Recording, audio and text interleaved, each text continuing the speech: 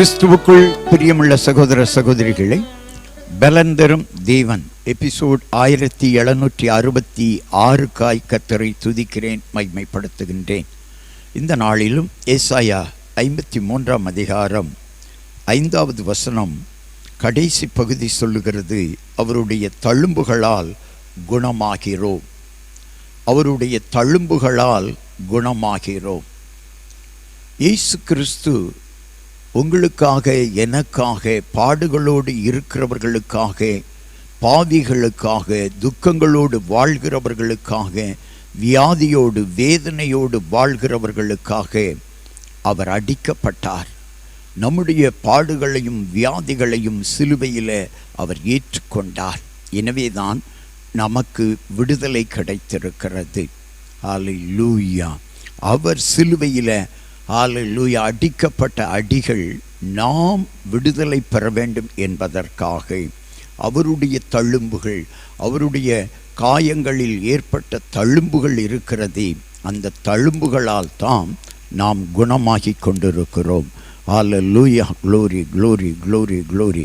ஒருவேளை இன்றைக்கும் நீங்கள் விடுதலை பெற முடியாமல் இருக்கலாம், விடுதலை பெற முடியாமல் தவித்து கொண்டிருக்கலாம். இன்றைக்கு ஆண்டவர் சொல்லுகிறார், உன்னை விடுதலையாக்கும்படியாக நான் இருக்கிறேன், உன்னை விடுதலையாக்கும்படியாக நான் இருக்கிறேன். ஹல்லேலூயா. க்ளோரி.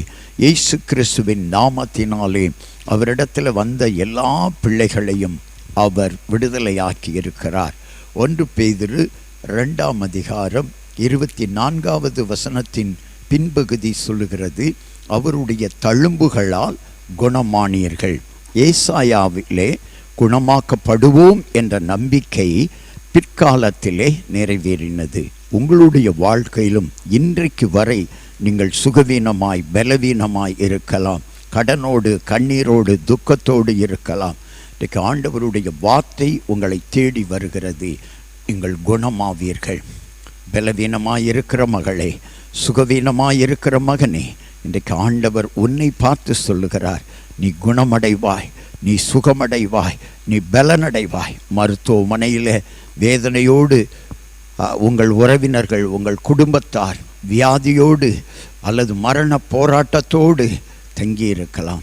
இன்றைக்கு இயேசு கிறிஸ்துனுடைய வல்லமை, the healing power of the God, இயேசு கிறிஸ்துனுடைய சுகமாக்கும் வல்லமை அந்த மருத்துவமனையிலே ஹல்லேலூயா படுத்து கொண்டிருக்கிற உங்கள் உறவினர்கள் மீது பாய்ந்து சுகத்தை கொடுக்கும், உங்களுக்கும் சுகத்தை கொடுக்கும். இயேசு கிறிஸ்துவினுடைய தழும்புகளால் குணமடைவீர்கள், குணமடைவீர்கள். அதை சாட்சியாய் சொல்லுவீர்கள். கண்களை மூடி ஜெபிக்கலாம். நேசிக்கிற நல்ல தகப்பனே, இன்றைக்கு யார் யார் வியாதியோடு வேதனையோடு மரண போராட்டத்தோடு சிக்கி தவித்து கொண்டிருக்கிறார்களோ அவர்கள் எல்லாருக்கும் ஆண்டவரே உம்முடைய தழும்புகள் குணத்தை கொண்டு வரட்டும், சுகத்தை கொண்டு வரட்டும்.